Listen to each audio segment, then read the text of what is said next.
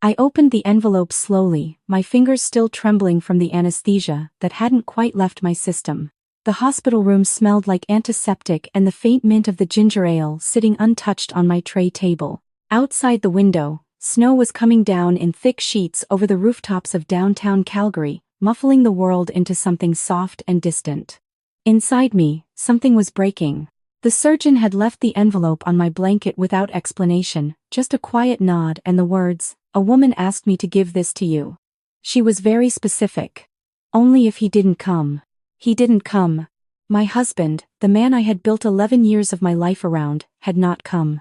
My name is Catherine Marin, and 3 days ago I was a 38-year-old branch manager at a credit union in the northwest quadrant of the city, someone who thought her biggest problem was whether to renovate the kitchen this spring or next. 3 days ago, I collapsed on the hardwood floor of our house in Bridgeland. One hand pressed to my abdomen, the other reaching for a phone that my husband had left on the counter when he walked out to meet a client. 3 days ago, I was a wife. Now I was something else. I just didn't know what yet. The envelope was heavy cream paper, the kind you buy at a stationery boutique on 17th Avenue, not the kind you grab at a Shoppers Drug Mart. My name was written on the front in a deliberate, looping hand. Catherine. Just Catherine. No last name. As if whoever wrote it didn't want to claim me as his. I looked at the door. The hallway beyond was empty, which was remarkable in itself. A woman recovering from a ruptured ovarian cyst and emergency laparoscopic surgery should have had someone by her side. My mother-in-law had told the nurse on the phone, so I overheard, that I was being dramatic, as usual. My husband, Daniel, had texted me at 6:47 inches the morning while I was being wheeled into the operating room. The text said, "Client dinner tonight. You'll be fine. Mom says hospitals always exaggerate. Don't spiral. Don't spiral." As if I were a storm he could refuse to acknowledge. I slid the letter out of the envelope. 3 pages. Handwritten. The same careful hand. "Catherine, if you're reading this, it means he didn't come. I'm sorry. I hoped I was wrong about him. I hoped, for your sake, that you had married a different man than I did. My name is Eleanor Kavanaugh. 8 years ago, I was married to Daniel Marin. I collapsed in that same kitchen, on that same floor, holding my side exactly the way I suspect you did. He was at a client dinner then, too. He filed for divorce while I was still recovering in a rehab facility in Okotoks. I have thought about you every day since I learned he had remarried. I'm at the Sheraton on Eau Claire, room 812. Come when you can. There is more, and you need to hear it from me before you hear it from him." I stopped reading. I had to stop reading. My heart was pounding so hard I was worried the monitor would summon a nurse, and I did not want a nurse. I wanted silence. I wanted to understand what I was holding. Daniel had told me, on our 3rd date, that he had never been married. He had said it while we were walking along the Bow River pathway near Prince's Island, the leaves turning gold around us, and he had looked straight into my eyes and said, "I've never been in love before you, Catherine." I had believed him. I had kept believing him for 11 years. The door opened. I slid the letter under my blanket so fast that my incisions screamed in protest. It was the surgeon. Dr. Patel. A small, calm woman with tired eyes and a gentleness that had been the only kind thing in my last 48 hours. "Catherine. How are you feeling?" "I don't know," I said, and my voice came out rough, like I had been crying, though I hadn't yet. "I really don't know." She sat down on the chair beside my bed. This was unusual. Surgeons don't sit. She folded her hands in her lap. "I want to tell you something, and I want you to know that I am telling you this as a physician who has been doing this work for 22 years, not as someone passing judgment on your marriage. Is that all right?" I nodded. "There is a pattern," she said, "that I see in this hospital and in every hospital I have worked in across this country. It is not a rare pattern. I am bringing it up because I noticed something, and I want you to have information, and then I want you to do whatever you decide to do with it." "What did you notice?" "When the paramedics brought you in, you were conscious enough to give them your husband's number. They called him from the ambulance. He told them he was in a meeting and to call your mother-in-law. They called your mother-in-law. She told them you had a history of anxiety and that the abdominal pain was likely psychosomatic." Dr. Patel's voice did not change, but something behind her eyes grew sharper. Catherine, you had a 4-centimeter hemorrhagic cyst that had ruptured. You were bleeding internally. Another 2 hours and we would have been having a very different conversation, and it would have been with your husband, not with you. I couldn't speak. The woman who left the envelope, she said, and now her voice was careful, came to the nursing station yesterday evening. She knew your admission time. She knew your husband's name. She paid your hospital deductible in full before she left. My deductible, I repeated stupidly. Your extended health through work covers the room, she said, but there are incidental costs. Ambulance transport. The private room upgrade. Medications on discharge. She took care of all of it. I checked with billing myself because I wanted to make sure it wasn't some kind of scam. She paused. Catherine, I'm not supposed to give you advice, but I am supposed to make sure you are safe when you leave here. So I am going to ask you a question, and I want you to think before you answer. Do you feel safe going home tomorrow? I stared at the ceiling tiles. White squares with tiny gray flecks.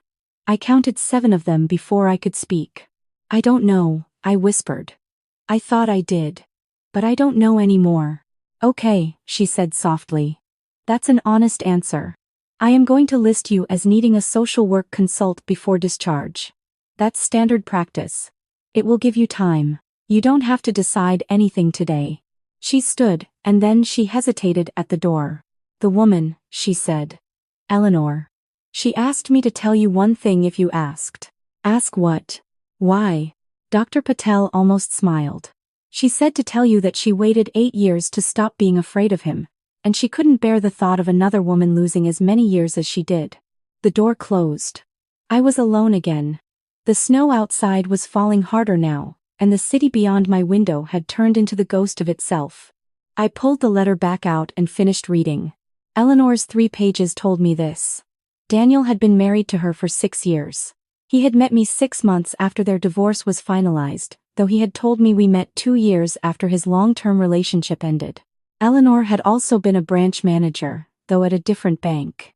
She was 46 now, living in Canmore, working as a consultant. She had spent the years of their marriage slowly losing access to her own money.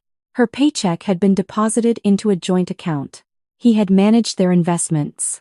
He had suggested, over and over, small expenses that would make her life easier. He would handle the property taxes. He would handle the TFSA contributions. He would handle the mortgage. By the time she was in the ER with her ruptured appendix, she had almost no liquid assets in her own name. And while she was in hospital, while her mother-in-law was telling paramedics that Eleanor was a hypochondriac, Daniel had been signing papers to refinance their home in his sole name, using a power of attorney she had given him during a minor surgery 3 years earlier. She had lost the house in the divorce. She had lost most of her savings. She had spent 2 years unraveling what he had done, and she had spent 4 more rebuilding. And then, 6 months ago, she had seen a photograph of me at a charity gala for the Calgary Food Bank in the society pages of the Herald. Daniel's arm around my waist. The caption identifying me as his wife. She had started watching. Quietly. Carefully. She had hired a private investigator, not to prove anything criminal, but to document our household, our routines, our finances as best she could from the outside. And she had waited. Because she knew, she said in the letter, what was coming. She had watched it come before. Meet me, she wrote at the end. Please. There is one more person you need to meet, and she cannot wait much longer. One more person. I lay back on the thin hospital pillow and I closed my eyes and I let the first tear slide down the side of my face into my hair. Just one. I was not ready for more than one. Not yet. Daniel did not come that night. He texted at 9:14 p.m. to say he was wrapping up the dinner and would swing by in the morning before work, but don't wait up, babe, get your rest. My mother-in-law called the nursing station at 10:30 to ask when I would be discharged because Daniel had an important breakfast meeting on Thursday and couldn't be running around after Kathy all week. The nurse, a wonderful brisk woman named Joanne from Cape Breton, took the message, nodded at me, and then said, loud enough for me to hear, "Ma'am, with respect, your daughter-in-law is an adult and I don't discuss her medical care with anyone but her. Have a nice evening." She hung up. She looked at me.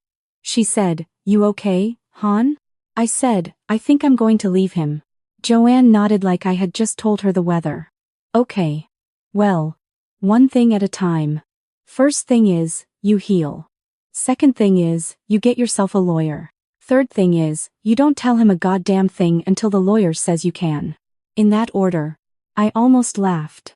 It was the first almost laugh in 3 days. The next morning, I didn't wait for Daniel's breakfast meeting visit. I called a cab from my hospital room. I put on the clothes Daniel had not brought me, the clothes a kind nursing student had gone down to the hospital gift shop to buy with my debit card, a gray sweatshirt and a pair of plain black joggers. I signed my discharge papers. I refused the ride Daniel had offered to send. I got into a yellow cab and I said, "The Sheraton on Eau Claire Avenue, please." The driver was a quiet Somali man in his 60s, and he must have seen something in my face, because he did not try to make conversation. He just drove, gently, through the slush and the dim January light. Eleanor Kavanagh opened the door of room 812 on the first knock. She was shorter than I expected. Soft brown hair, graying at the temples. Eyes that had done a lot of looking at things most people don't want to see. She stepped aside, and I stepped into the room, and there was another woman sitting by the window. Younger than Eleanor. Maybe my age. Honey blonde hair cut in a sharp bob. A leather portfolio on her lap. She stood when I came in. "Catherine," Eleanor said, "this is Priya Whitfield. She is a family lawyer, and 8 years ago, she was my maid of honor." Priya Whitfield shook my hand firmly. "Catherine. I'm sorry we're meeting like this."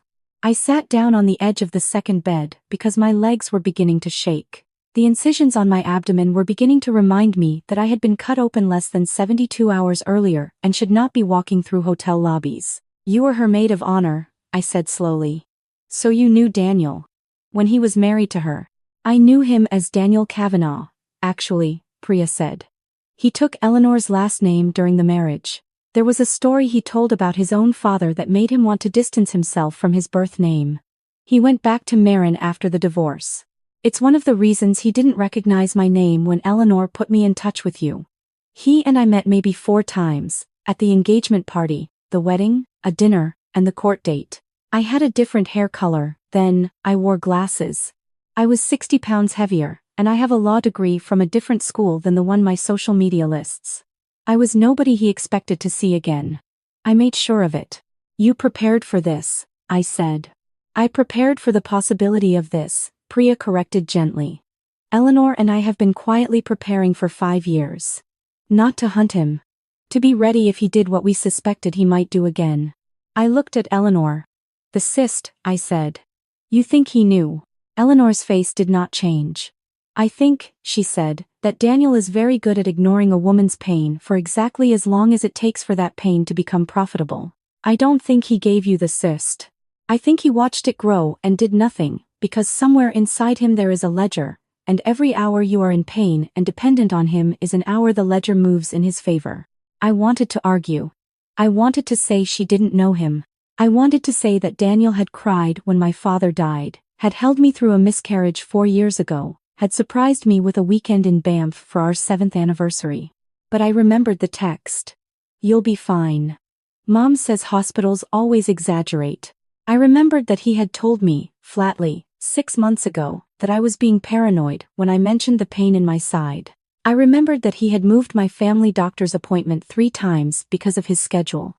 I remembered that 2 years ago, after a car accident that gave me whiplash, he had insisted I sign a limited power of attorney just in case something happened while I was recovering, and I had signed it without reading it. "Oh God," I whispered. "Catherine," Priya said, kneeling down in front of me so our eyes were level. "I need to ask you some questions. And I need you to breathe while I ask them. Do you have your own bank account, one in your name only, that he doesn't have access to?" "I have a checking account from before we were married," I said. "I don't think he has access, but I'm not sure.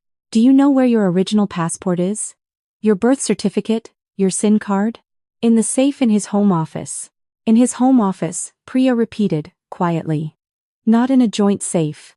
"In his." "Yes. Is the house in both your names?" "It's in his name. He said the mortgage rate would be better if only one of us applied, because of my credit, and I stopped. My credit was fine. I managed a credit union." "I know," Priya said. "Catherine, does he manage your RRSP contributions?" "Yes." "Does he have a power of attorney over you?" I closed my eyes. Yes. Priya sat back on her heels. She looked at Eleanor. Eleanor looked at me. Okay, Priya said, and her voice was steady and almost kind. Okay, Catherine. Here is what I want you to know. None of what has happened to you is your fault. The way he chose you, the way he isolated you, the way he positioned himself to control your life, these are things he has practiced. You are not stupid. You are not weak. You were targeted by someone who has done this before, and who is very, very good at it. But I can still fix it. I asked. And I hated how small my voice was. You can fix it, Priya said. But you cannot go home tonight. I stayed at the Sheraton that night. In the morning, Priya drove me to a branch of a different bank and helped me open a new checking account with a new email address she had helped me set up from her laptop. She helped me file a request for a replacement SIM card. She helped me apply for a new passport. She helped me download every single financial document from the credit union's online portal onto a USB drive. She helped me forward 3 years of emails, texts, and joint bank statements to a protected cloud account. And then she helped me revoke the power of attorney. Eleanor drove me to a small, clean, quiet Airbnb in Mission that belonged to a friend of hers, a retired teacher who asked no questions and made me soup. She had stocked the fridge with things I liked, things she had learned I liked from watching me carefully over 6 months. Cottage cheese. Perrier. The specific brand of sourdough from Sidewalk Citizen. Clémentine. I know this is invasive, Eleanor said the first night, sitting across from me at the little kitchen table. I'm sorry. I didn't know any other way to be ready for you. I shook my head. You saved my life. No, she said. You're going to save your life. I just held the door open. For 10 days, Daniel did not know where I was. His texts escalated from concerned to annoyed, to furious, to pleading to threatening to pleading again. His mother left voicemails calling me every name she could think of. Then, on day 11, Priya Whitfield walked into the executive boardroom of Daniel's investment firm with a courier and a court order and a banker's box full of documents, and she served him with a petition for divorce, an emergency application for exclusive possession of the matrimonial home, an application to freeze the joint assets, and a request for an accounting of every financial decision he had made on my behalf under the revoked power of attorney for the past 2 years. He found 2 discrepancies on his own, Priya told me later. She found 9 more. The Canada Revenue Agency would find a few more after that. The emergency possession order was granted the following week. I went home with a police officer, and I walked through the rooms I had picked out paint colors for, and I packed only the things that were mine. My grandmother's ring from the dresser. The letters from my sister in Halifax. The photographs of my father. The hardcover books I had brought into the marriage. My winter boots. I left my wedding ring on the kitchen counter, on the same tile I had collapsed on. It felt right. The divorce took 14 months. Daniel fought every motion, every disclosure, every settlement offer. He hired 3 lawyers in sequence, firing each one when they told him to settle. His mother took to calling my workplace. Priya and I documented every call. The restraining order was granted in May. Eleanor and I met every second Saturday at a coffee shop in Bridgeland, the neighborhood I refused to let him take from me. We did not talk only about Daniel. We talked about her daughter, who was starting university in Kingston. We talked about my sister's twins.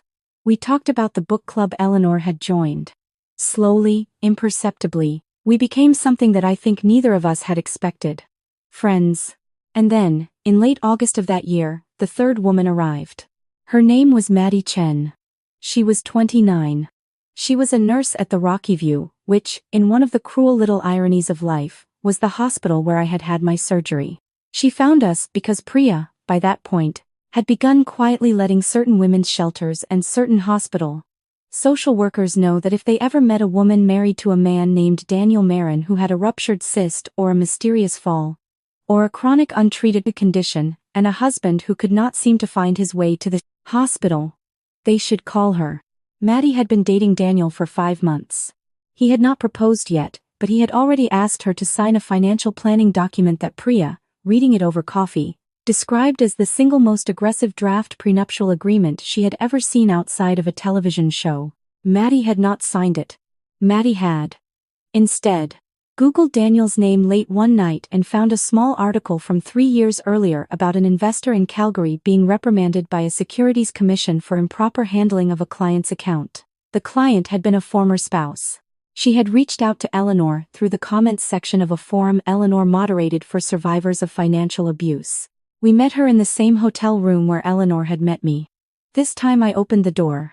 This time Priya was already sitting by the window. This time I was the one who had brought the tea. "Maddie," I said. "Come in. Sit down. You don't know us yet. But you will." She cried for the first 10 minutes. Then she drank the tea. Then she listened. Within a week, Daniel's life began to collapse in a way that even he, with all his practiced control, could not manage. The Securities Commission reopened its file. The CRA flagged 3 years of returns. Priya filed a civil claim on behalf of all 3 of us for coordinated fraud. Eleanor's book club, which turned out to be full of accountants and journalists, did what book clubs do when given a good story. 2 of them worked at the Herald. 1 of them worked at the CBC. Daniel was not sent to prison. I wish I could tell you he was. The kind of harm he had done is the kind our legal system struggles to name, because he never raised a hand, never shouted in public, never did anything that a stranger would recognize as a crime.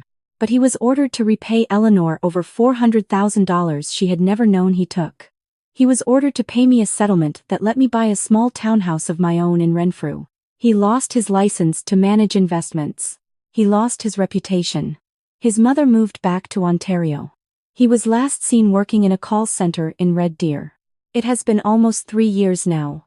I am 41. I live in a narrow gray townhouse with a maple tree in the front yard. I work at a different credit union, in a different neighborhood, doing work I love and am good at. I have a savings account in my name only. I have a will. I have a financial planner who is not my husband, because I do not have a husband. I am not sure I will ever want one again. Some days I think I might. Some days I think the quiet of my own home, with its own deadbolt and its own Wi-Fi password and its own name on the utility bill, is the most beautiful thing I have ever owned. Eleanor's daughter graduated last spring. Eleanor, Maddie, Priya, and I drove out to Kingston together for the ceremony. We shared a rental house. We ate terrible airport sushi on the way home and laughed until our sides hurt. Sometimes people ask me how I knew. How I realized what was happening. And I tell them the truth, which is that I didn't. I didn't realize anything. Another woman realized it for me, and she had the courage, after carrying her own wound for 8 years, to leave an envelope on my hospital blanket and wait to see if I would open it. So if you are reading this, and you are in a hospital bed, or lying on a kitchen floor, or sitting in your car in a parking lot, because you can't think of anywhere else to go, listen to me. Someone, somewhere, has already seen what is happening to you. Someone is waiting to hand you the envelope. Open it slowly. Take your time. But open it. And when you are strong enough, turn around, and hand the next one to someone else.